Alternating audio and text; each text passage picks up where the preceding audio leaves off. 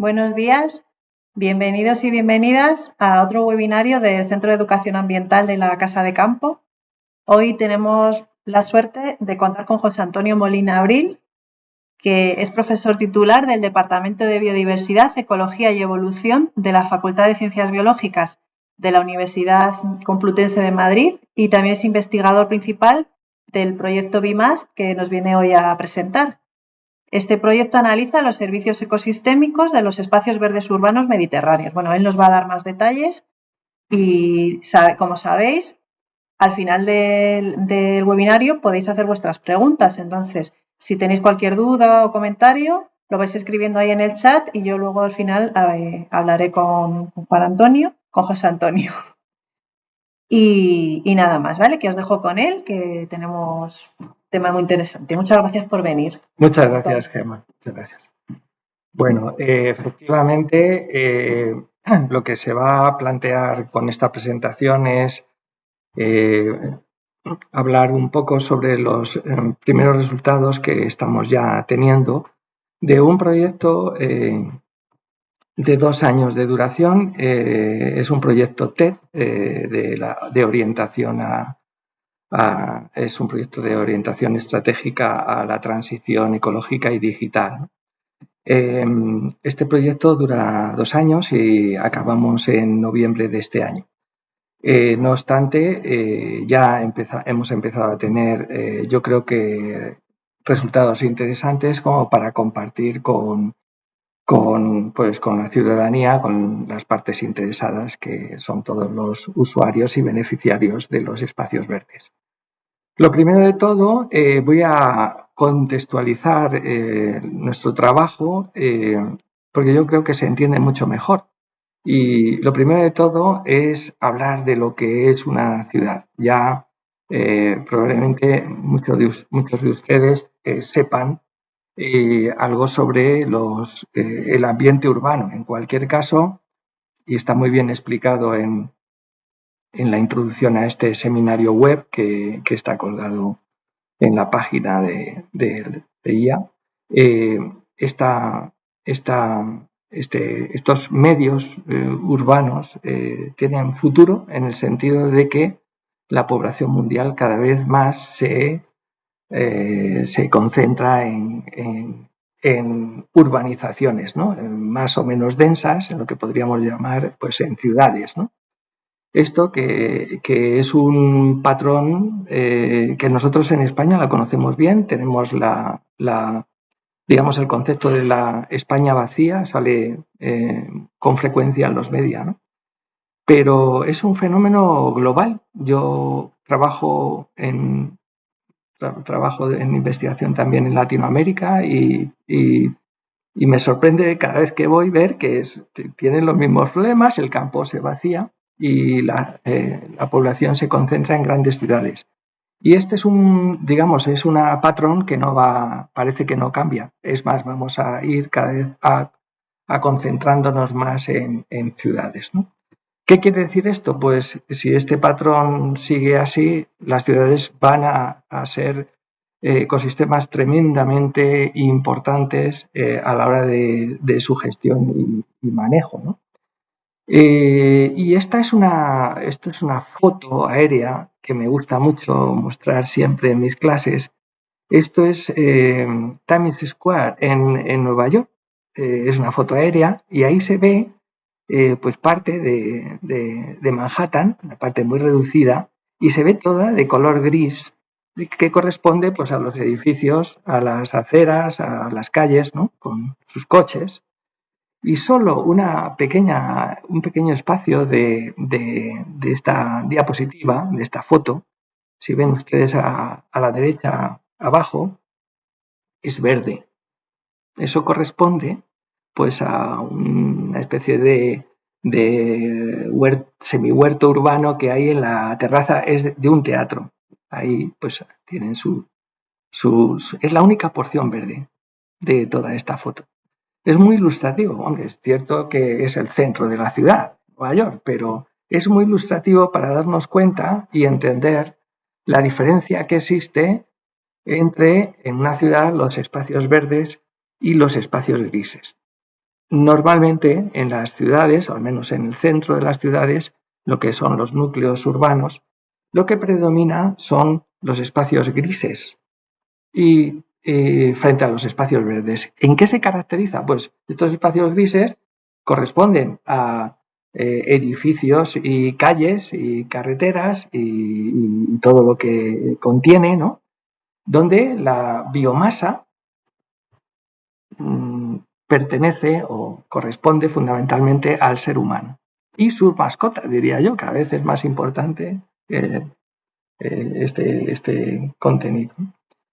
Y eso contrasta con los espacios verdes. Los espacios verdes, que en las ciudades suelen ser mucho más reducidos, al menos en el centro de la ciudad, aquí se ve ya la foto de, digamos, la proyección ortogonal de Manhattan y en gris está esto que decía, los espacios grises, correspondiente a edificios y calles, y los espacios verdes. En el centro está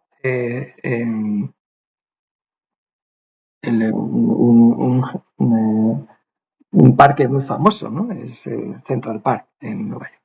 Bueno, a excepción de eso, pues ya las zonas verdes que hay pues son más puntuales. Hay algunas que están cerca de la costa, que tienen una, digamos, una proyección, tienen una densidad mayor, pero sí que es frente a lo gris, pues gana lo gris frente a lo verde. Y en estos espacios verdes, la mayor parte de la biomasa es vegetal. Y en estos espacios verdes, esos vegetales crecen sobre suelo, no sobre asfalto, naturalmente. Entonces, son, digamos, dos sistemas muy diferentes que conviven en las ciudades. Nos vamos a centrar, porque así es nuestro proyecto, y después se explicará a lo largo, entiendo que a lo largo de la explicación se entenderá mejor. Nos vamos a centrar en los espacios verdes urbanos. Espacios verdes urbanos es un nombre muy genérico. Hay muchas publicaciones sobre los espacios verdes urbanos y es realmente incluye muchísimas cosas. Espacios verdes urbanos incluye en líneas generales parques, pero también, digamos, pasos arbolados, aceras arboladas, zonas ajardinadas, huertos urbanos cada vez más numerosos. Y dependiendo de las culturas, pues digamos que hay pues espacios verdes urbanos originales o más típicos de unas culturas que otras, ¿no? Por ejemplo, en la cultura oriental esta diapositiva refleja los espacios verdes urbanos en Tokio, pues los templos, las zonas, digamos, dedicadas al culto religioso, son zonas ajardinadas y pueden ser considerados como espacios verdes. También, cementerios en la cultura anglosajona, sobre todo inglesa, ¿no? Y americana. Y también espacios verdes urbanos, y estos desde el punto de vista de la función ecosistémica son tremendamente interesantes, son pues remanentes que quedan en la ciudad, en su crecimiento han englobado de algún modo, no todas las ciudades, pero sí muchas de ellas, pues vegetación natural, generalmente boscosa, ¿no? Entonces, pues dentro de una ciudad no es infrecuente que haya remanentes de bosques que son los típicos de la zona. No es que se cree un bosque particular, sino que el crecimiento de la ciudad lo que ha hecho es arrinconar y englobar pues la vegetación natural de los alrededores.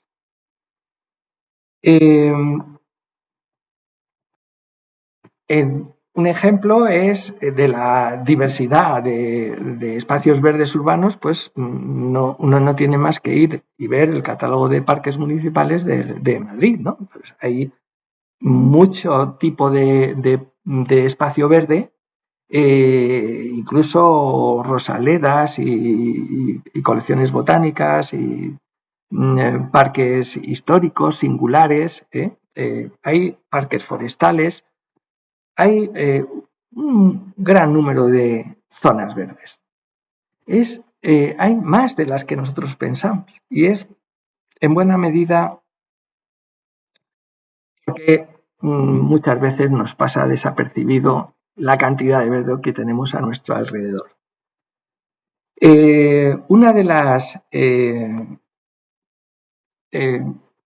Uno de los conceptos que uno debe entender para abordar el estudio de los servicios ecosistémicos en las ciudades es las condiciones ambientales que las ciudades procuran, ¿no?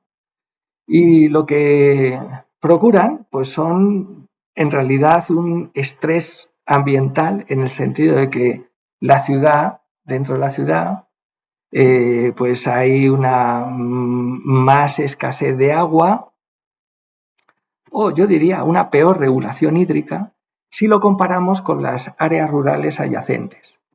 En la ciudad hay más temperatura, incluso más de 10 grados con respecto a las inmediaciones no urbanas. Y eso es muchísimo, sobre todo en este contexto de calentamiento global. Las ciudades son realmente calefactores a gran escala. También hay un aumento de salinidad y de contaminación atmosférica.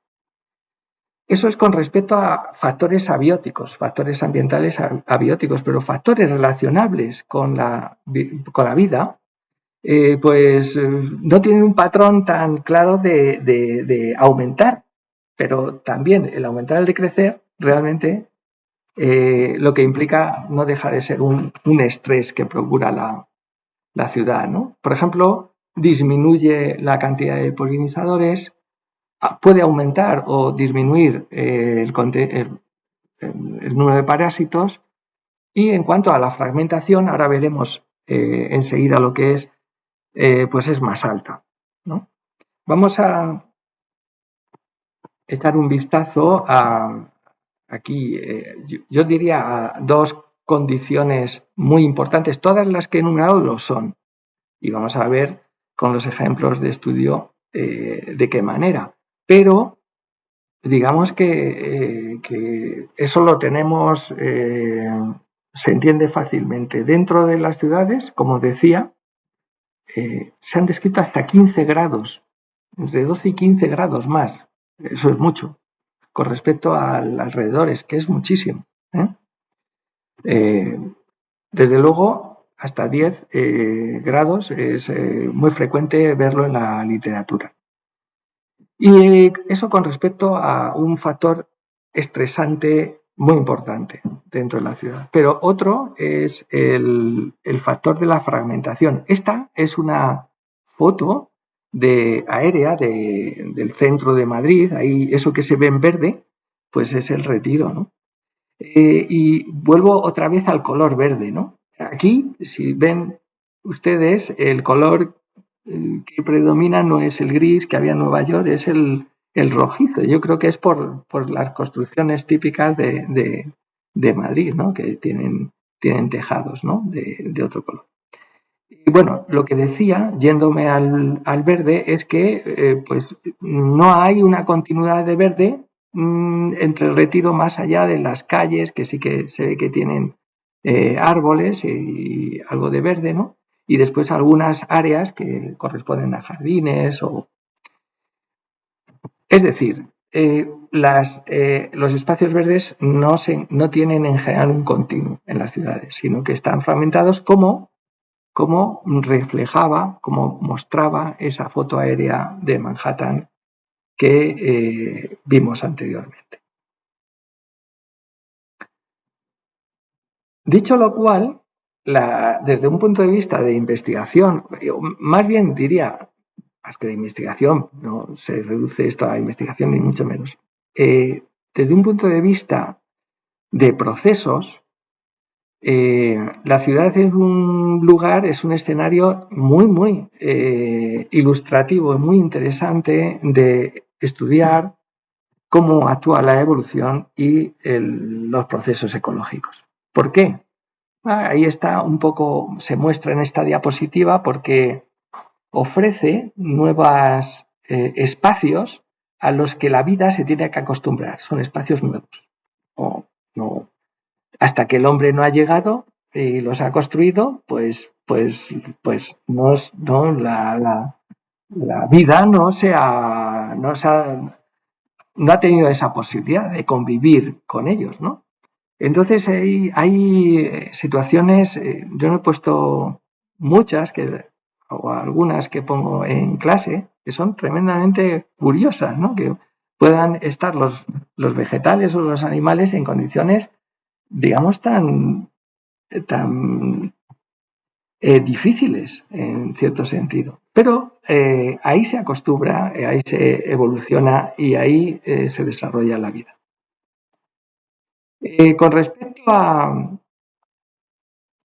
respecto a la ciudad como escenario de los procesos evolutivos, claro, estos procesos evolutivos requieren tiempo, pero no obstante ya hay estudios que confirman, hay estudios en muchos grupos biológicos, yo voy a mostrar en plantas porque esa es mi especialidad y me manejo mejor en las explicaciones, pero es simplemente por el orador. Si estuviera aquí otro biólogo especializado en otro grupo biológico, le podría mostrar ejemplos en cada uno de ellos, ¿no? En este caso, este es pues el trébol blanco, es una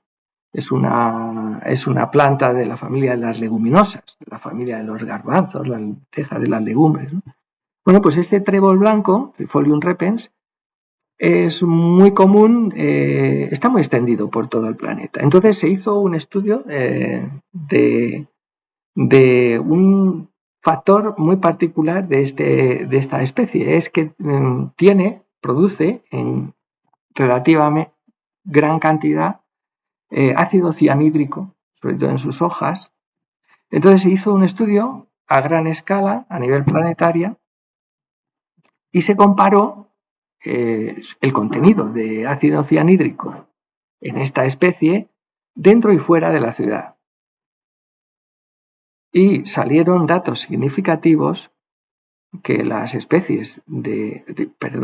poblaciones de esta especie dentro de la ciudad tenían menor contenido en ácido cianhídrico.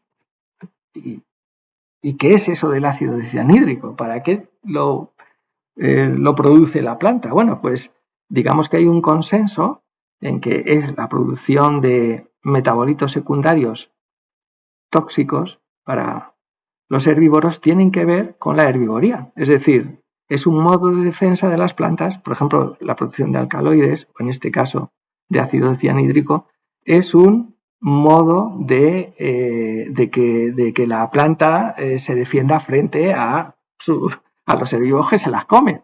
Entonces, este hecho es incontestable, es decir, dentro de la ciudad, y es un patrón universal, porque es un estudio de muchas poblaciones, pues de algún modo detecta que no hay ese problema y produce menos cantidad de ácido cianhídrico. Hay muchos otros ejemplos, no solo de cuestiones de aspectos bioquímicos, de aspectos morfológicos, de aspectos reproductivos, en las que todo te está diciendo que en la ciudad las plantas se adaptan y están evolucionando.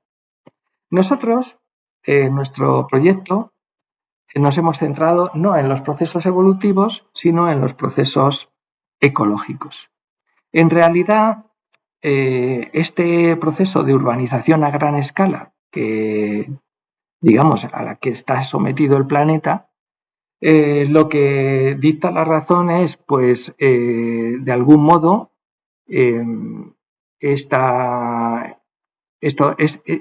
estos inconvenientes que produce la urbanización, mitigarlos con infraestructuras verdes y azules, así se llaman, ¿no? Entonces, ¿de qué modo? Pues promocionando estas infraestructuras para obtener los beneficios ecosistémicos derivados. Y aquí es un ejemplo, esta diapositiva me gusta mucho porque Ya hemos hablado del calentamiento local o de la elevación local de la temperatura que producen las ciudades. Pues las infraestructuras verdes, es decir, los espacios verdes urbanos, ayudan a mitigar esta temperatura más alta.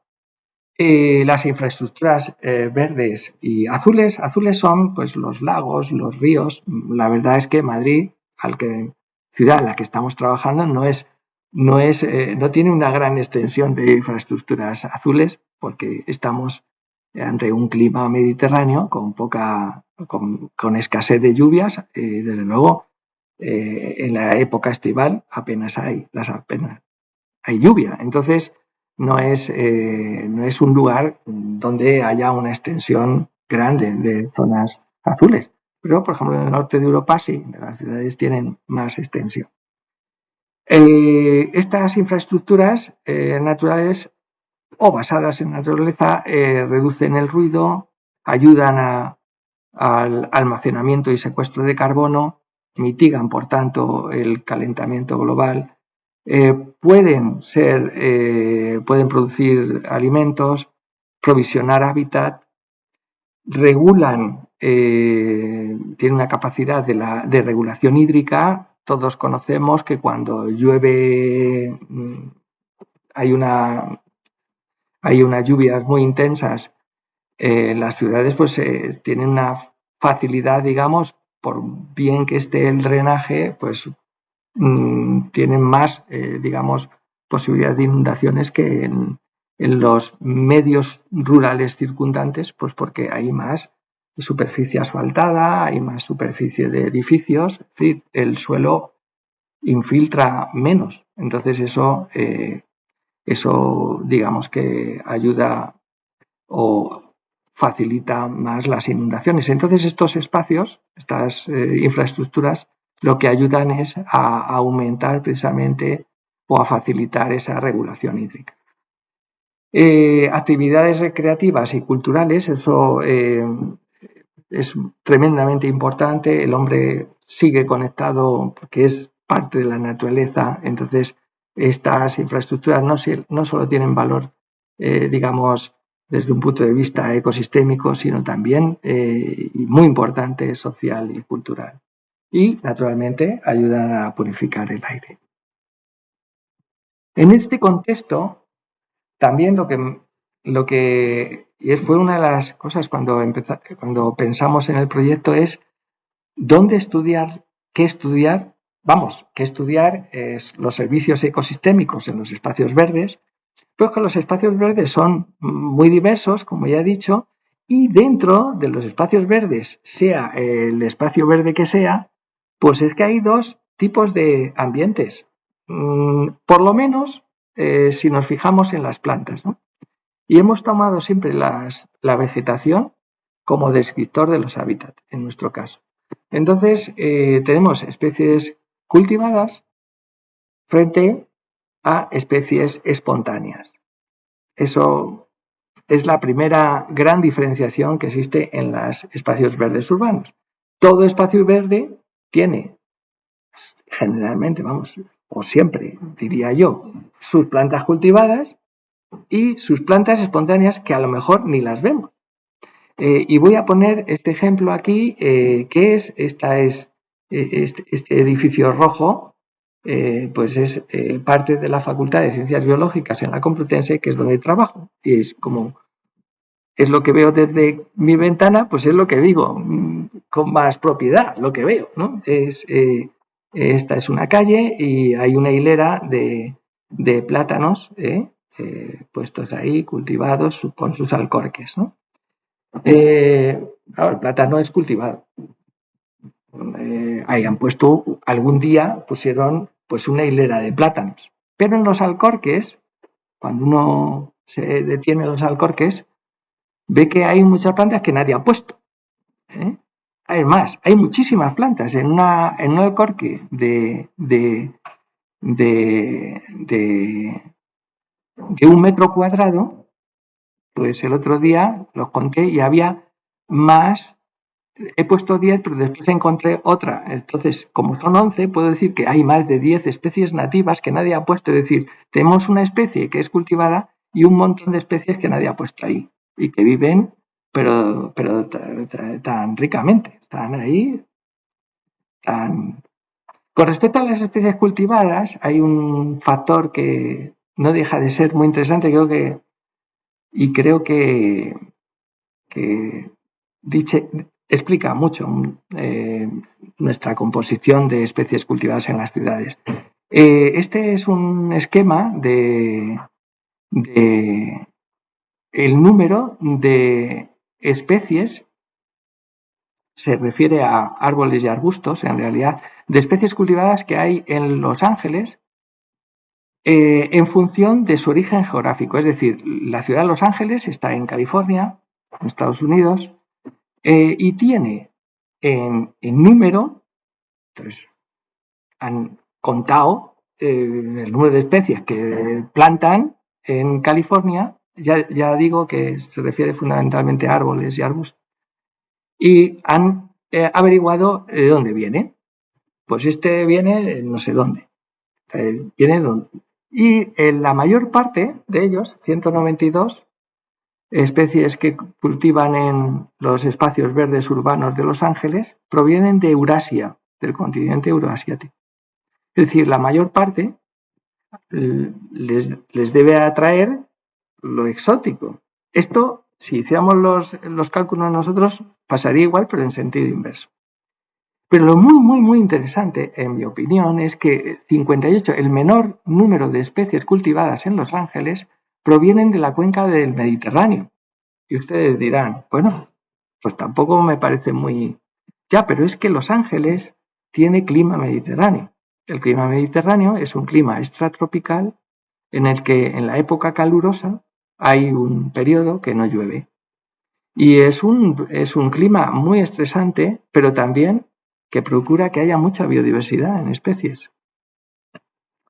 Es decir, en Los Ángeles probablemente se adaptarían mucho mejor al clima las especies de la cuenca mediterránea, del mar Mediterráneo, que otras. Pero no obstante, da igual, porque lo que más se cultiva no son las más, digamos, amigables con el clima, las que diríamos serían más sostenibles, no tendrían que recurrir a riego u otras estrategias.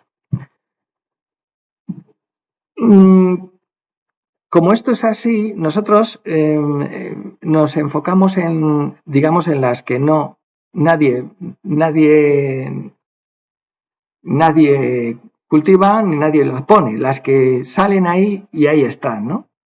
Es decir, a la vegetación espontánea, la flora espontánea, que es, si recuerdan esa diapositiva del Alcorque, pues son muchas veces las que pasan desapercibidas. Y de las que se conocen como malas hierbas también. Son malas hierbas y eso tiene un aspecto peyorativo.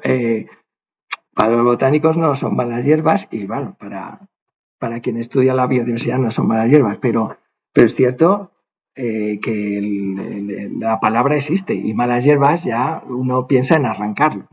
Es un tipo de flora antropogénica, que significa que está en buena medida no originada, pero favorecida por el hombre. Y el nombre, en latín, nosotros en botánica, porque así somos de quisquillosos o exquisitos, no sé muy bien, le llamamos plantas ruderales, que viene del latín rudus ruderis, que significa basura, y donde muchas de ellas encuentran su papel. ¿Y qué son estas plantas, estas malas hierbas, estas plantas ruderales? Bueno, la vegetación que crece en las ciudades, esta es un ejemplo de vegetación que crece en la ciudad universitaria, que es un espacio verde, como pueda ser la casa de campo, un lugar en el que estoy, ¿no? Bueno, pues esta diapositiva muestra exactamente 5 hábitats diferentes en la ciudad universitaria, pero hemos ya catalogado más de 25. Es decir, que la ciudad, lejos de ser un una cosa muy homogénea, hay muchísimos ambientes. Estamos hablando de una diversidad muy grande en la flora, en la vegetación, en los ambientes que nadie quiero decir que son muy espontáneos en el sentido, no es que nadie en una ciudad todo se maneja definitivamente, pero que no tiene un cuidado especial, no, ni se riega ni de algún modo no necesita mantenimiento, ¿no? Entonces, siempre me gusta poner ejemplos muy diferentes para que se vean y a lo mejor se comparen con lo que uno ha visto en las ciudades. Por ejemplo, en las ciudades hay vegetación rupícola. Nosotros llamamos rupícola a la vegetación de rocas. Claro, como hay muros, pues hay plantas rupícolas que crecen también en el campo en situaciones rupícolas entre rocas, pero que aquí en la ciudad pues ha dicho, bueno, pues aquí un muro bien sirve de hábitat que me recuerda a donde vengo. Entonces hay vegetación rupícola, hay vegetación de suelos pisoteados, hay pastos anuales, hay vegetación muchos de ustedes lo habrán visto, de cardos, vegetación herbácea. A veces este año ha habido cardos de más de 2 metros. Este año la cicuta que crece aquí en la casa de campo, ha habido cicuta de casi 3 metros. Este año ha llovido mucho, ha crecido todo, y son estas hierbas, estas vegetación herbácea, pues tiene un gran porte. Y es una vegetación que ahora ya está seca, es decir, crece mucho, pero después al final dura menos de un año. Hay una pléyade, hay una variedad enorme de ambientes en la ciudad. Hay muchos ambientes. Y en los espacios verdes están todos estos y más, como les decía, pero en realidad no sabemos muy poco de qué diversidad contienen y de qué servicios ecosistémicos pueden procurar. Servicios ecosistémicos como esos servicios que son buenos para el ser humano y que tienen que ver con esas amenazas que procuraban la urbanización de las que hablé al principio. ¿Cómo se distribuye la biodiversidad en diferentes niveles, diferentes grupos biológicos en las zonas verdes urbanas? ¿O qué beneficios ecosistémicos proporcionan? Pues son las preguntas que nos hemos hecho en nuestro estudio. El proyecto, como les decía, está en su segundo año. Voy a presentar algunas de los resultados. Quizás lo que no he puesto nada gráfico muy sesudo para intentar decirlo con los resultados de un modo muy entendible. Nos hemos centrado en diferentes grupos biológicos, es decir, desde pájaros, polinizadores, mariposas, plantas, el microbioma del suelo, bacterias, hongos, un buen número de grupos biológicos, y nos hemos centrado en una serie de ambientes que ahora les mostraré a continuación. En una serie de ambientes y en una serie de beneficios ecosistémicos, que un poco ya les he presentado la necesidad de conocerlos en las diapositivas anteriores. Nos hemos centrado en el mantenimiento en el conocimiento de la biodiversidad para ver medidas que puedan favorecer en la gestión de estos espacios verdes. Nos hemos centrado en el servicio ecosistémico relacionado con la regulación hídrica, con la producción primaria y con el ciclo de nutrientes. Dicho así, puede parecer, pero vamos a intentar explicarlo. Esto es lo que decía que en lo que nos hemos centrado en diferentes grupos biológicos, desde a una escala más amplia, a un universo más microscópico. Hemos planteado el nivel de nuestro estudio a nivel de comunidad vegetal. ¿De acuerdo? Es decir, hemos identificado una serie de comunidades vegetales y las hemos tomado como descriptores de hábitats. De momento. Después hay que testarlo, pero de momento hemos dicho, bueno, como estas comunidades vegetales parece que responden a situaciones diferentes ambientales, vamos a estudiar ese contenido biológico y esas funciones, esos servicios ecosistémicos, ¿de acuerdo? ¿Qué nos ha movido a elegir esos ambientes? Que estuvieran muy extendidos. Es decir, no nos hemos centrado en la vegetación rupícola o en los ambientes rupícolas, porque eso no deja de ser, aunque hay muchos edificios, pero realmente la vida le cuesta. Es un medio tremendamente estresante. El no tener suelo, para una planta, el estar en gravedad permanente. Bueno, nos hemos centrado en ambientes que sabemos que están muy distribuidos por las zonas verdes en Madrid. Y nos hemos centrado naturalmente en Madrid. Es una ciudad, como vuelvo a decir, de clima mediterráneo. Ese clima que cuando llega el verano no cae una gota de agua. Y es en la época calurosa cuando el vegetal, por ejemplo, tendría más potencial para crecer. Sin embargo, es cuando carece de agua. Es un medio bastante difícil. Bueno, pues nos hemos centrado en principio en ambientes de suelos, de caminos, quiero decir, en bordes de caminos, en praderas anuales, en pastos anuales. Ahora esta foto que se muestra aquí de pastos anuales, pues es, si se viera ampliamente, es muy bonita, tiene colores así amarillentos, está muy bonita, pero ahora mismo está seca. Es decir, una de las cosas que tiene este tipo de vegetación ruderal es que la mayor parte es muy bonita en primavera, pero se seca en verano. Entonces, eso no ayuda, digamos, como ya se ha secado, pues eso parece que es un secarral lo que estamos en lo que tenemos por delante, pero es una zona tremendamente interesante, como veremos. Y también nos hemos centrado en las comunidades estas de hierbas más altas, ¿no? Más grandes, ¿no? Nos hemos centrado ahí. Hemos estudiado la biodiversidad urbana a nivel de comunidad y lo que hemos visto es qué gradientes de perturbación, fundamentalmente, en primer lugar, basados en el suelo. ¿Dónde lo hemos estudiado? Estamos en los primeros estudios. Lo que nos llevó a pedir el proyecto es las primeras observaciones que hicimos al lado de la facultad en la ciudad universitaria, que es un espacio verde al norte de Madrid, que es lo que más teníamos cerca.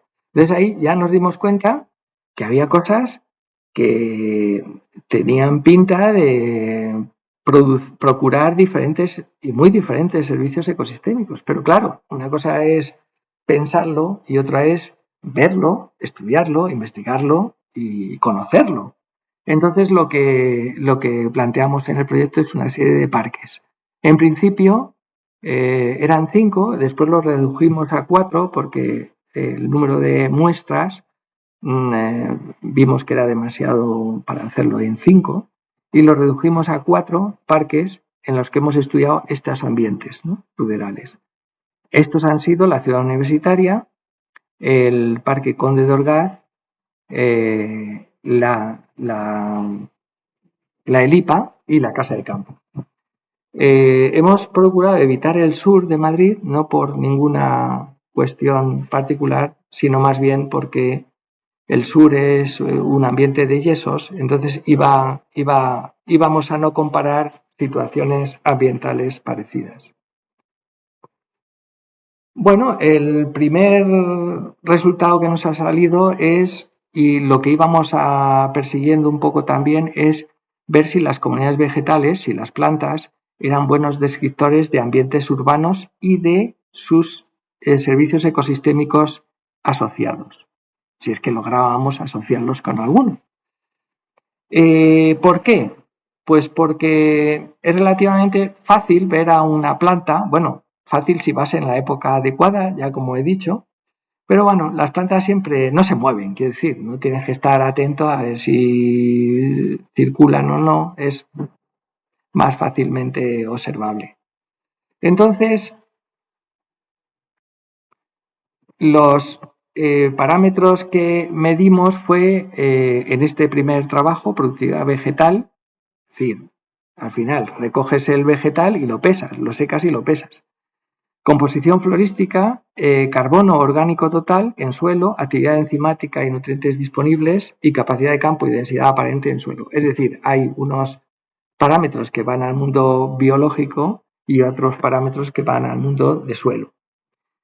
Y ahí vimos los servicios ecosistémicos relacionados con respecto a la producción primaria, mantenimiento de la biodiversidad, almacenamiento de carbono, ciclo de nutrientes y regulación hídrica. Y esto es lo que nos salió. Los resultados bueno, pues fueron significativos que en los caminos la biomasa vegetal, la productividad primaria baja. Esto es muy claro, se ve que aquí esto es un continuo de plantas y en los caminos, como todos sabemos, por lo que hay es muy poca planta. Y las especies que hay están adaptadas al pisoteo, eso sí, cada ambiente tiene su especie, por eso vamos en pos de indicadores, ¿no?, biológicos. La porosidad del suelo disminuye en los caminos y la actividad enzimática del suelo disminuye. Es decir, las bacterias y hongos que tiene ese suelo, digamos que están disminuidos en su acción, en su actividad. Esto quiere decir, eso tiene sus implicaciones en los ciclos de nutrientes. Eso con respecto a los caminos. Estos pastos anuales, mediterráneos, urbanos, rurales, que están en las ciudades y que son tan diversos, presentan la mayor biodiversidad, la mayor abundancia de individuos. Son los típicos zonas donde uno dice, ¡ay, qué bien! Voy a hacer un picnic aquí, ¿no? Cierto es lo que decía, que tienen una vida fugaz, ¿vale? Y después está esta vegetación de grandes hierbas que hablaba antes, que por lo que se caracterizan es que producen una gran biomasa. Si antes se ha hablado que hasta llegaban a 2 metros y pico, ¿no? A este año las cicutas aquí en la casa de campo han sido muy altas. El suelo tiene más materia orgánica y se caracteriza por una mayor demanda de nutrientes. Esto dicho de otro modo, ¿no? ¿Qué significa? Bueno, pues que lo que uno encuentra en los espacios verdes, y insisto, estas situaciones están bastante extendidas en general en todos nuestros espacios verdes, y están fuera ajenos pues a los céspedes, a los setos que se ponen o a los árboles que se cultivan. Sin embargo, es la matriz principal de nuestros espacios verdes, es lo que cubre más. A lo mejor lo que no se ve, uno pasa desapercibido, es mayoritario en cobertura. Lo que hay más hay. Bueno, pues estos no producen los mismos servicios ecosistémicos. Y lo que a todo punto, por eso lo he puesto en rojito, hay que evitar es, no los caminos, pero nosotros no levitamos, es decir, vamos por caminos tiene que haber, pero sí que extender, digamos, la compactación del suelo o, digamos, conducirla lo máximo posible en las zonas verdes, ¿no? Es decir, no, de algún modo, facilitar los pasos, los caminos, para así que el resto de ambientes tenga menor presión. Es decir, esto que sale en esta diapositiva, es decir, si nosotros evitamos la compactación del suelo, favorecemos la biodiversidad, favorecemos que haya más materia orgánica en el suelo, es decir, favorecemos el mitigamiento de algún modo del cambio climático y favorecemos también la regulación hídrica, porque fíjense ustedes que ante un suelo no compactado pues hay más aireación, hay más huecos por donde el suelo filtra mejor el agua. Es decir, no todos los lugares, digamos que filtran igual. Entonces, los suelos compactados filtran mucho peor. ¿Cuáles son las amenazas reales? Pues las amenazas reales es que la compactación se extienda mucho o sea muy, muy intensa. Por ejemplo, aquí hay algún ejemplo de zonas verdes, pues que están puestas como para, bueno, como no, para. Esto lo hacen para pues circuitos de bicis, de motos incluso, no sé si de motos, pero de bicis desde luego. Cosas de deportes al aire libre tipo disc golf, claro, cuando uno lo ve a esta escala no parece tanto, pero si lo ve en foto aérea, pues es que la compactación está muy reducida. Es decir, lo que habría es que reducir en la medida de lo posible este tipo de actuaciones, este tipo de compactación. Esto es lo que los resultados muestran. Otro trabajo que nos llevó fue el de si en la ciudad hay sucesión ecológica. La sucesión ecológica es el recambio de una comunidad por otra. Eso también requiere tiempo, no tanto como el de la evolución, pero requiere cierto tiempo el ver que si uno parte de un suelo desnudo, enseguida vienen unas plantas, pero es que después, si el suelo va evolucionando, pues vienen otro tipo de plantas. A eso se llama sucesión.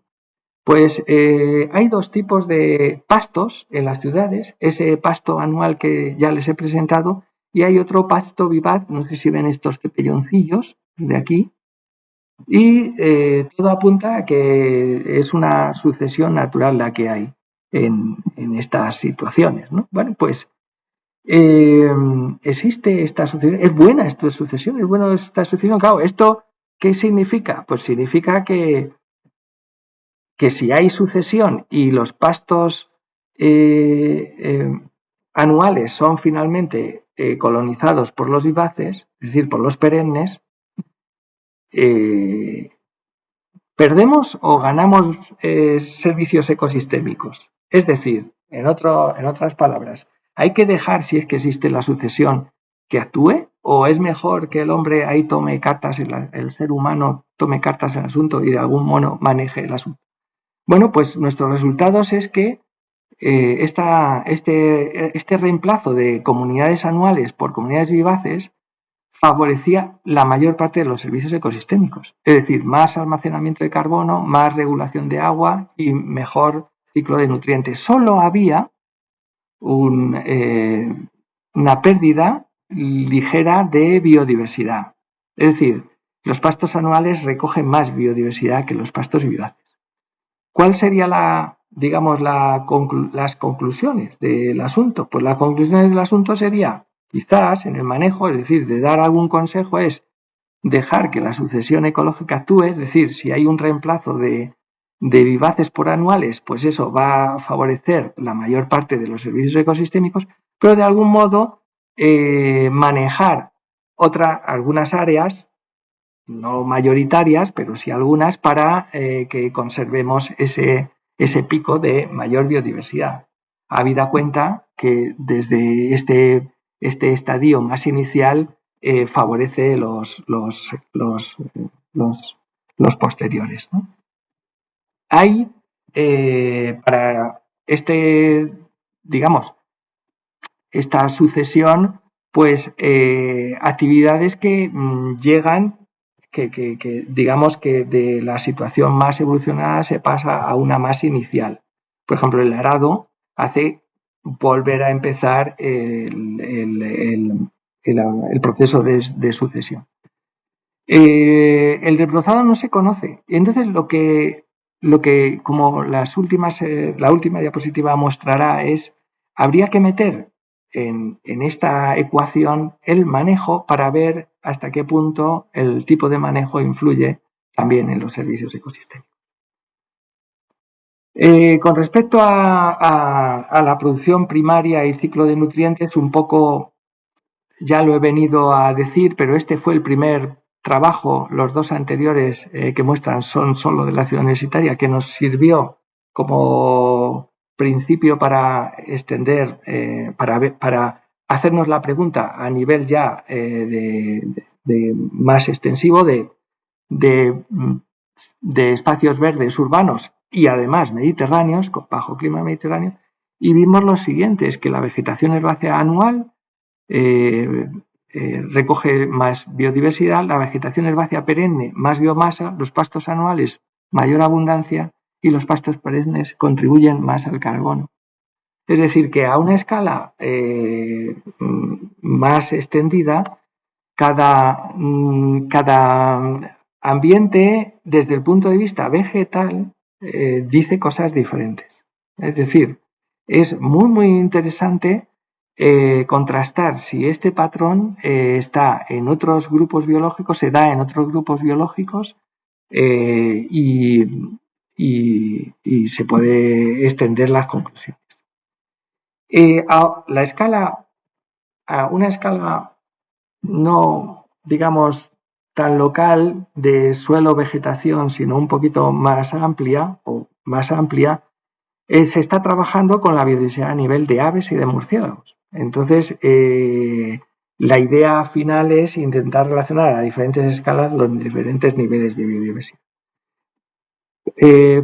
Planteo ahora los primeros resultados en aves y en murciélagos del grupo de zoología del grupo de investigación, y esto me gustaría incidir en que se ha basado el estudio en aves por una parte y en murciélagos por otra, que tienen diferentes patrones, son diferentes grupos biológicos y además la metodología es diferente. En cuanto al tipo de metodología que se siguió, fue el análisis de índices basada en riqueza de especies de abundancia, igual que se hace en todos los grupos biológicos, y también en modelos predictivos de riqueza y abundancia de especies.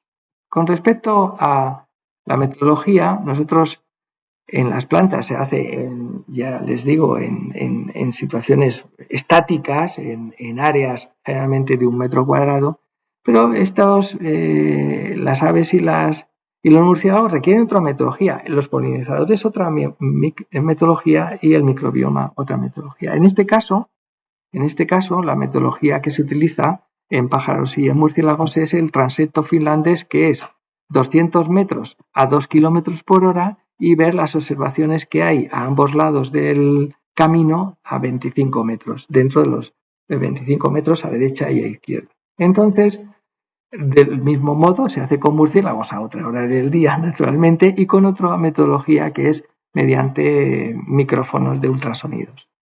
Y lo que salió son datos a escala macro que nos sirven a los que trabajamos a una escala menor para intentar relacionar nuestros resultados, que es el objetivo final del proyecto.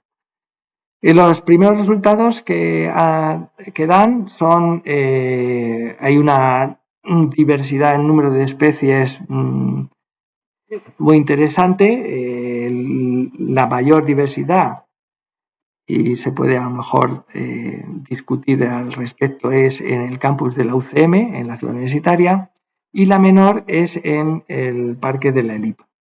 Claro, el Parque de San Isidro, la Elipa, y son parques más metidos en la ciudad, son parques más urbanos, tienen más distancia al medio rural y la comunicación que tienen no es tan natural como tiene la Casa de Campo y el campus de la UCM, ¿no? Entonces, desde el punto de vista de biodiversidad, San Isidro y la Elipa son muy similares en cuanto a aves, son muy similares y menos diversos en número de especies. A continuación iría el Parque Conde de Orgaz, y los más diversos y más diferentes también son la Casa de Campo y el campus de la UCM. ¿Por qué el campus de la UCM tiene más especies de pájaros, probablemente porque esté en una interfaz entre un ambiente más natural, como es el de la casa de campo, y un ambiente más urbano, como son los parques ya más metidos en la ciudad, y se beneficia de esa diversidad. También se ha abordado dentro de la ornitología pues el estudio de la composición de la dieta durante la reproduccción, y aquí lo que apuntala un poco que lo que tiene más viabilidad en este caso es el estudio se ha centrado en una especie de pájaro, en el gorrión molinero, sí que está ahí, y es más efectiva la reproducción en ambientes más naturales, es decir, hay más tasa de reproducción, hay más productividad de pollos por caja, esto se hace en cajas nido, ¿no? El estudio en la casa de campo que en el campus de UCM y en que en el Cando de Orgaz, y así hasta llegar a la ELIP.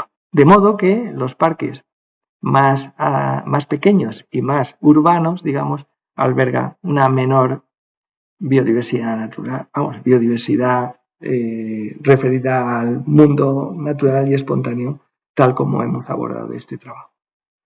Está en proceso, en realidad estamos procesando lo de este año, va a ser muy interesante ver primero ya tener datos de todos los niveles y contrastarlos, y segundo, el año pasado fue muy seco y caluroso y este año ha sido muy lluvioso, no ha sido frío, pero ha sido templado, pero más lluvioso. Entonces nos va a dar mucho juego para ver la influencia de la variabilidad interanual en la biodiversidad y en los servicios ecosistémicos estudiados. ¿Varía la biodiversidad de los diferentes grupos biológicos simultáneamente? ¿Cuáles son los mejores indicadores del estado ecosistémico? Serían respuestas que nos quedan, y las que nos gustaría hacer en otros proyectos es incluir la variante esta de los diferentes manejos en la ecuación de nuestros estudios. Por último, agradecer, somos un equipo inter y multidisciplinar UCM, fundamentalmente somos un grupo de biólogos y edafólogos. Estamos enormemente agradecidos al Ministerio de Innovación, de Ciencia e Innovación por el proyecto. Estamos muy agradecidos a la Universidad Complutense, nuestra entidad, y estamos tremendamente agradecidos también al Ayuntamiento de Madrid y al Centro de Educación Ambiental, Casa de Campo, donde me ubico, y que nos ha dado esta facilidad para ponernos en contacto con la ciudadanía. Muchas gracias. Muchas gracias a ti, José Antonio. ¿Qué tal? ¿Te has sentido cómodo? Sí, mucho, pero creo que me he extendido de más, pero bueno. Bueno, es que había muchas cosas que contar. Sí. Te voy a hacer unas preguntas que han puesto en el chat. A ver, mira. Ana Olaya, la primera pregunta dice, qué curioso el tema del ácido cianhídrico. ¿Puede esto traducirse en una mejor adaptación de las especies ruderales a las zonas urbanas que a las silvestres? Pues yo diría que no, es simplemente que las silvestres lo que han detectado es el medio urbano como un nuevo medio en el que estar, y a él se han adaptado. He puesto ese ejemplo de especie, pero hay otro que es una planta compuesta que produce dos tipos de frutos. Uno que tiene una especie de esos que tienen como paracaídas, que no me vea ningún botánico, porque no es el nombre botánico, pero bueno, que se sopla y se extiende, no sé si... Los vilanos. Tiene vilanos, sí, no quería decir la palabra vilano, son frutos en cipsela con un pico y un vilano. Entonces se sopla y son frutos adaptados a la dispersión del viento, ¿no? Entonces produce ese tipo de fruto con vilano y también en la misma inflorescencia sin vilano. Esos pues no pueden volar. Bueno, pues se ha visto en Montpellier, se ha hecho un estudio bastante serio de fuera y dentro de la misma especie, en la producción de frutos de un tipo o de otro, dentro de la misma especie. Y se ve que dentro de la ciudad hay una significativa menor producción de frutos con vilano. Es decir, de algún modo, dicen, ¿para qué vamos a...? Si esto está lleno de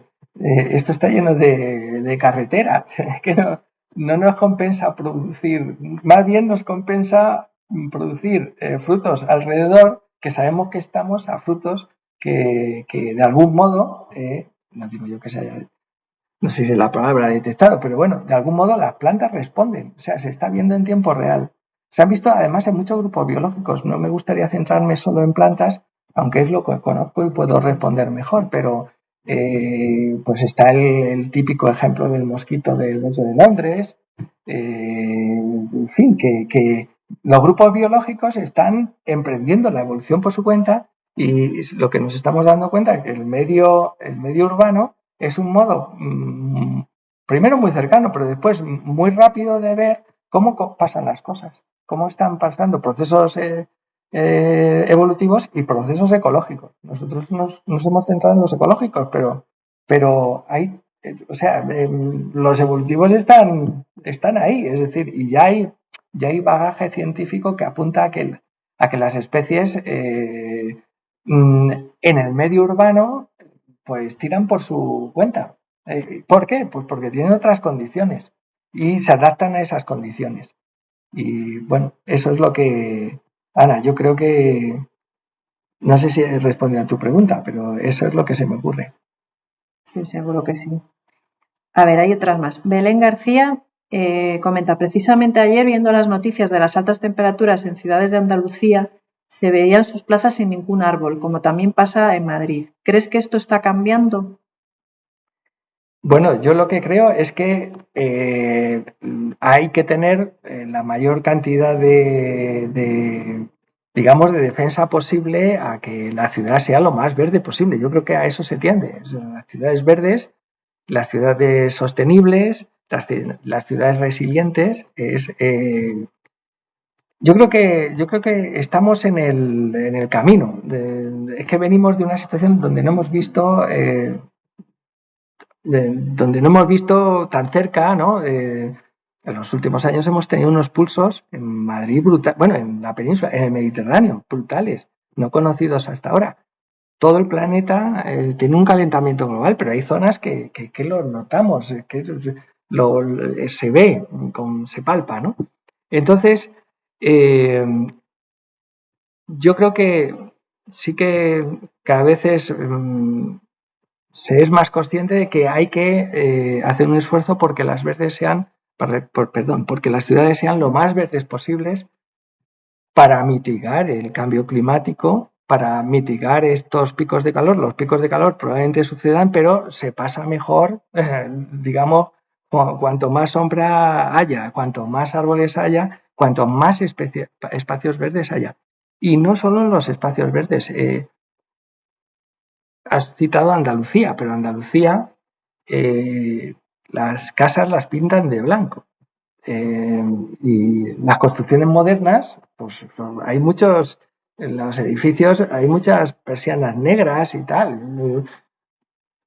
No sé por qué se elige el negro en ciudades de clima mediterráneo donde pasamos unos veranos con esas temperaturas, ¿no? Probablemente tengan las razones que yo ahí no me meto en estéticas o lo que sea, pero yo creo que todo esto, o sea, tu pregunta lo que me sugiere es que hay muchos frentes y estoy seguro que se irán viendo y se irán solucionando. Es decir, las ciudades, estoy seguro, todas, y si quieres sobrevivir, así va a ser, vamos, sobrevivir mejor, quiero decir, tener mejor calidad de vida, es pues teniendo las mayores herramientas frente a los picos de calor, estar lo mejor protegidos y eso significa que los espacios verdes sean lo más eficientes posibles, que haya el mayor número de espacios verdes posibles y que las construcciones también tengan su digamos, su lógica. Yo no soy experto ni mucho menos y no me gustaría entrar en un jardín que no me corresponde, pero Es que las construcciones, yo creo que en el mundo mediterráneo no pueden ser las mismas. Ahora vas a una ciudad y ves pues los mismos edificios de cristales, tal cual. Tú vas al norte de Europa, esos edificios a lo mejor no lo sé, no están muy bien cálidos por dentro, pero aquí es que hay mucha temperatura. Entonces, cuanto más cristal tienes, yo entiendo que más sol pueda entrar. Entonces, yo creo que vamos a ir viendo con el discurrir del tiempo que las soluciones mejores, tanto en edificaciones como en carreteras y en espacios verdes. Yo lo que puedo responder sobre todo es en espacios verdes, y lo que veo es que hay diferentes ambientes a los que habría que tender a ir en espacios verdes, ¿no? Los espacios verdes, yo solo me he centrado en una pequeña proporción, pero las especies cultivadas son tremendamente importantes. No quiero que de lo que he hablado salga la conclusión de que vivan las especies silvestres y mueran las especies que se cultivan. En absoluto, en absoluto. No van por ahí los tiros, pero que también hay que tener en consideración lo que al final muchas veces es una matriz muy importante en los espacios verdes, como es la vegetación ruderal. Pero las especies naturales, cultivadas, son muy importantes. Hacerlas lo más amigables posibles con el ambiente, es decir, que sean lo más su cultivo sea lo más sostenible posible. Pero eso la jardinería lo sabe muy bien, yo creo, y lo saben bien. Ellos son los expertos. Pues está bien que puedan convivir todas las especies. O sea, no, es que... Por ejemplo, sí que me da alegría incluso ver ahí como un diente de león saliendo, como dices tú, de una pared, o en los alcorques. O sea, que también depende de los gustos, pero sí. Si te gusta la biodiversidad, es verdad que te llama la atención en la ciudad que en cualquier sitio así que parece inhóspito hay siempre vida. Siempre. Y pueden convivir perfectamente. Siempre. Yo tengo una foto que no la he puesto, pero es incontestable. Es pues entrando en o sea, antes de entrar en la facultad hay como una especie de parada de bicicletas, ¿no? Sí. Pero es antigua, debe tener ya 20 años, ya es antigua, ¿no? Entonces en el techo que es semicircular y tal, tiene una especie de desagüe, y en el desagüe hay una planta rupícola, xerofítica rupícola. Esa no la ha puesto nadie. Ahí, y es preciosa cuando florece, porque ha encontrado su hábitat, y entonces varias paradas ya la he visto. Digo, fíjate, si las paradas tuvieran... Vamos, que yo no sé si es compatible, perdón porque no me quiero meter en cosas que yo no entiendo, pero fíjate si las paradas tuvieran... En la parte de arriba yo lo he visto en internet, en Alemania, toda la marquesina o como se llama, la parte de arriba, como césped y bueno, otro tipo de vegetación, pero eso como para aprovechar espacios. Aquí césped, yo no lo sé, eso los expertos lo podrían decir. Yo creo que estamos en un clima mediterráneo, es realmente... es una maravilla desde el punto de vista de biodiversidad. Tenemos una de las mayores biodiversidades de Europa precisamente por nuestro clima mediterráneo, por nuestra región mediterránea, nuestra porción ibérica que tiene clima mediterráneo. Es decir, desde el punto de vista de biodiversidad maravilloso. Ahora, desde el punto de vista de querer verde en verano, es más difícil, porque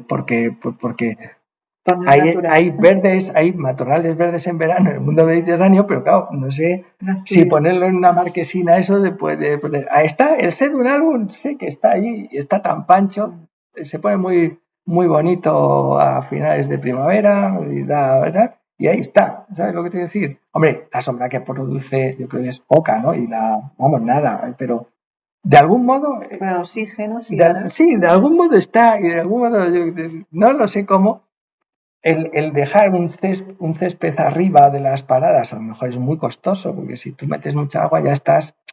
Sí, bueno, que te he dicho césped pero no sé, sí, yo vi que había vegetación verde. Eso en Europa no es nada porque no tienes ni que regar, sí, allí llueve y ya lo ves verde y tal. Nosotros también tenemos yo creo que como ser humano, pues cuando lo ves verde, pues ves que hay vida, ¿no? Y cuando está seco, pues dices, oye, esto está muerto, ¿no? Parece que está muerto. Pero es el ciclo natural de muchas de las especies que tenemos en el mundo mediterráneo. Lo que no hay que pensar es que eso es feo, sino Que es que la estación. está en su ciclo, está en su ciclo. Bueno, Miguel Ángel Casermeiro te dice, muy interesante el tema de los alcorques. Mi impresión es que en general son muy pequeños. ¿Qué opinas sobre este tema y las funciones que nos dan, como la infiltración de agua y los nutrientes? Bueno, los alcorques sí, es una... claro, por ejemplo, he mostrado un paseo de una calle cerca, cuando he puesto la foto de los alcorques, es en los árboles que hay justo a la salida de la facultad, ¿no? Y, y hay justo en la calle perpendicular están los mismos alcorques, pero están continuos, es decir, están plantados, están en la calle, en la avenida Complutense, están los árboles y no están separados por acera, sino es un continuo de alcorque. Entonces, eso yo entiendo que es más efectivo, sin ser experto en jardinería ni nada, ni en arboricultura urbana. Y si estoy diciendo tonterías, por favor, los expertos que me perdonen, pero me da la impresión que sí se puede sacar más partido a los alcorques. Muchas veces es que el alcorque se queda incluso pequeño con respecto al árbol. Es decir, también es verdad que a veces las aceras son pequeñas, que a veces pues, el árbol crece. Yo esos problemas no los controlo, pero sí es cierto que ves muchas veces que el alcorque dice, bueno, te da la impresión, probablemente el árbol no saca de ahí el agua, ni, vamos, la mayor parte del agua, ni de los nutrientes. Eso se queda pues ya lleno de tronco de árbol, ¿no? Entonces, yo pues creo que eh, digamos que la expansión de los alcorques, siempre que sea compatible con el uso que hace el ser humano, ¿no? De las calles y tal, claro, pues si te encuentras que no puedes circular, que ya tienes que circular por la calzada, tampoco es plan, ¿no? Pero sí que yo creo que se puede hacer, se puede ampliar muchas veces y no pasa nada, ¿no? Y además es que ese suelo, es que esa foto yo creo que era muy ilustrativa, Sí, sí, sí. es muy bonita, y claro, es de vida, muchas veces esos alcorques sí que tienen vegetación permanente, está todo el año. No es de esta que se seca enseguida, porque está beneficiado por la sombra, no tiene esas condiciones de sequedad. Si se riega el árbol, pues vive también de un poco de ese riego o de los nutrientes que proporciona su ambiente. Es decir, es un medio que, bueno, que se podría Sí, sí. probablemente ampliar. Teresa López dice, gracias por el webinario, profesor. ¿Cómo se realizan las comunidades vegetales? No, perdona. ¿Cómo se relacionan las comunidades vegetales con la perturbación de suelo? La perturbación del suelo, claro, no lo he explicado efectivamente. Lo que partimos siempre es de ambientes diferentes, de lo que aparentemente son ambientes diferentes. Es decir, en ciencia todo lo tienes que demostrar. Y además, cuantas más veces mejor y nunca estar seguro, nunca darlo por hecho. Y ese es el modo de avanzar la ciencia. Entonces, si tú tienes un camino, ¿eh? Pues dices, esto es un camino, ves que hay una especie de plantas y ves que el uso de ese ambiente mm, propicia la compactación del suelo. Entonces, ves que cuando acaba el camino ya no hay tanta compactación del suelo. Y si tuvieras una verja donde nadie pasara, pues probablemente no habría nada de compactación. No quiere decir nada, simplemente que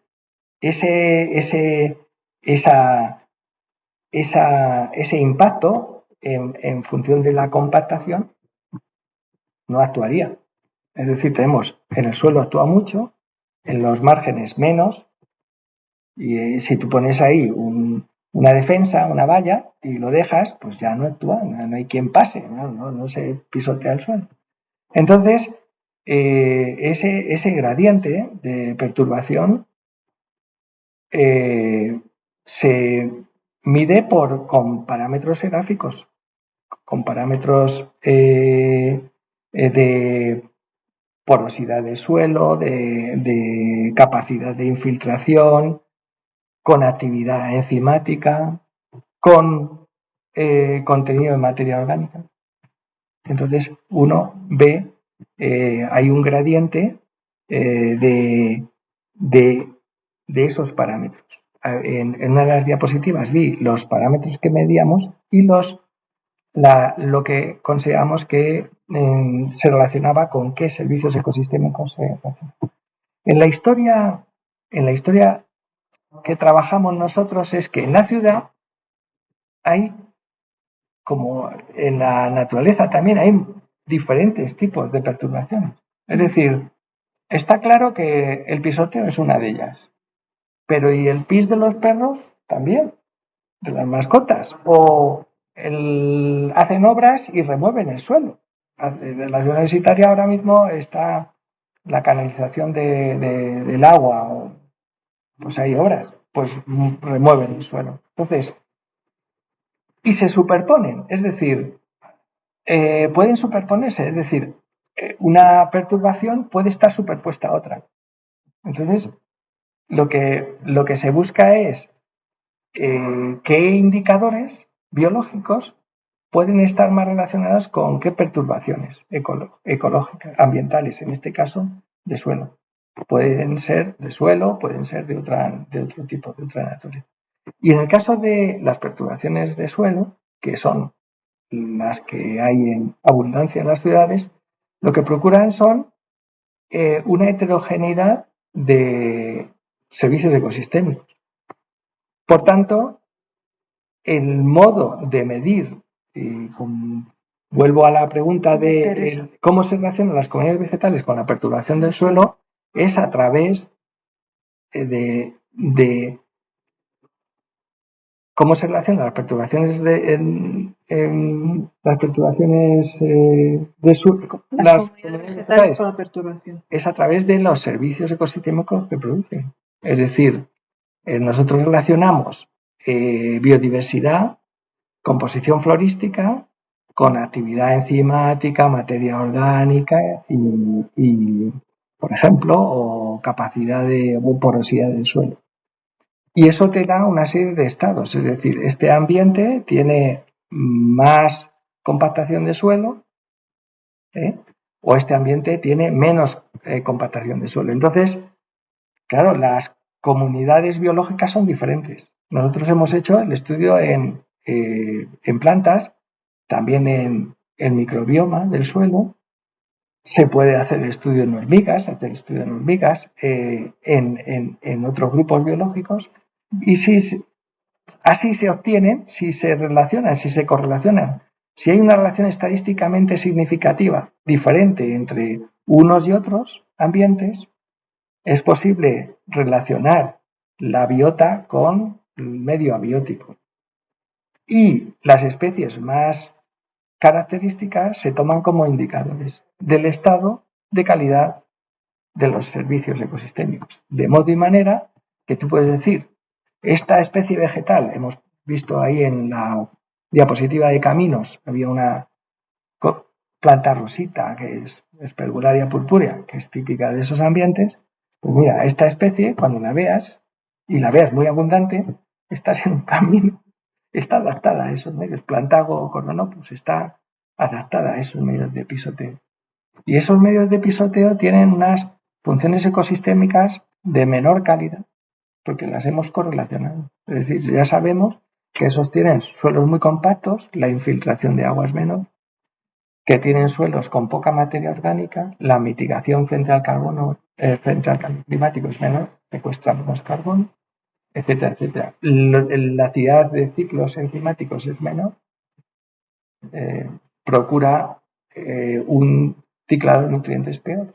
Luego, ya sabemos que esa calidad del ambiente, del ecosistema, del ecosistema es menor. Por eso puse esas diapositivas de que a veces uno ve un camino y dice, bueno, esto tiene pequeña extensión, pero si tú lo ves en aéreo y lo ves con gran extensión, ya estamos bajando los servicios ecosistémicos en una amplia zona. Esa es la historia. Teresa, no sé si te habré, con tanta explicación, te habré atinado. A lo mejor es alumna tuya, ¿no? Sí, está en el grupo. A ver, Ana Olaya dice, bueno, tenemos que ser más breves porque ya nos hemos pasado del Perdón, tiempo. Pero Ana te pregunta, en su opinión, en cuanto a los beneficios ecosistémicos, ¿qué sería mejor de cara al diseño de nuevos espacios verdes urbanos? ¿Pocos espacios grandes o muchos espacios pequeños? Pues qué pregunta más, tú antes sí que has dicho más interesante. Que os salían mejores datos de biodiversidad en espacios grandes, ¿no? En parques. Sí, en parque siempre, claro, yo creo que mejor siempre espacios grandes y conectados entre sí. Eso es que es así, pero claro, también tienes que ver, eso es en las nuevas urbanizaciones. Si estamos hablando de centros urbanos, es que eso es muy, muy complejo. Ahí yo creo que habría que ir a la conectividad entre las zonas verdes que se puedan, ¿no? Siempre hay que favorecer la conectividad. En el caso de nuevos diseños, si se pudiese, serían lo más efectivo espacios amplios, sí. Desde el punto de vista ecosistémico, sí, definitivamente. Belén García dice, ¿se ha hecho este proyecto en más ciudades o se tiene previsto hacer? Sí, hay un movimiento, Belén, de muchos grupos de investigación en trabajar en esto. Es un tema relativamente reciente. Hay compañeros que llevan más tiempo, pero digamos que en los últimos años es cuando ha habido una eclosión de más trabajos. Se están haciendo trabajos equivalentes en otras ciudades, pero como tú apuntas, lo muy interesante sería hacer lo mismo en diferentes. Yo empezaría primero en diferentes ciudades bajo clima mediterráneo, es decir, estaría muy bien hacer y mostrar datos en los mismos años en diferentes ciudades de clima mediterráneo españolas o españolas italianas o españolas italianas griegas, ¿sabes? Porque los datos, cuanto más extendidos, si confirman estos patrones, son mucho más potentes. Yo creo que los datos son potentes, es decir, yo creo que esto es extendible, pero tienes razón, Belén, que no está demostrado. Como siempre, como antes decía, la ciencia no hay que asumir nada, hay que decir, bueno, es que Madrid es muy particular, está tierra adentro, no tenemos mar, ¿o qué pasa?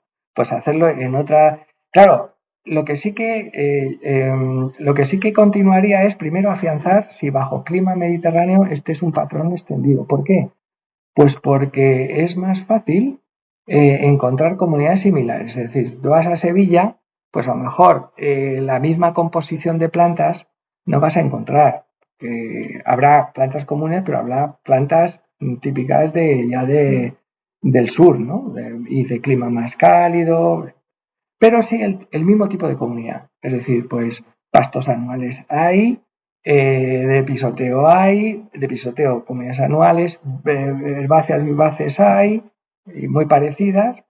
Pero ya si nos vamos a otros climas, y no digamos a otros continentes, el relacionar los hábitats ya es más difícil. Porque, por ejemplo, en el clima más lluvioso europeo, los pastos anuales urbanos no existen o no son de este estilo, porque estos pastos urbanos que os he mostrado antes son mediterráneos, la flora es mediterránea, entonces tú te vas fuera del Mediterráneo y ya no está. Entonces, te quedas sin un ambiente, ¿por qué? ¿Pero por qué? ¿Es que no podemos? No, es que es otro clima.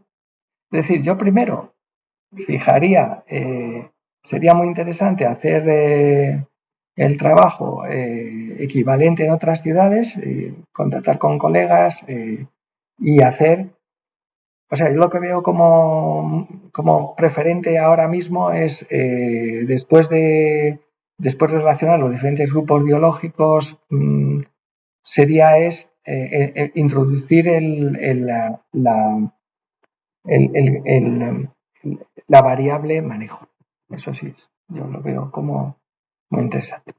Y pues a lo mejor sería el momento de hacerlo al unísono con otras ciudades. Ya digo, empezaría con las mediterráneas y después ya con otro tipo de, digamos, de preguntas a nivel global.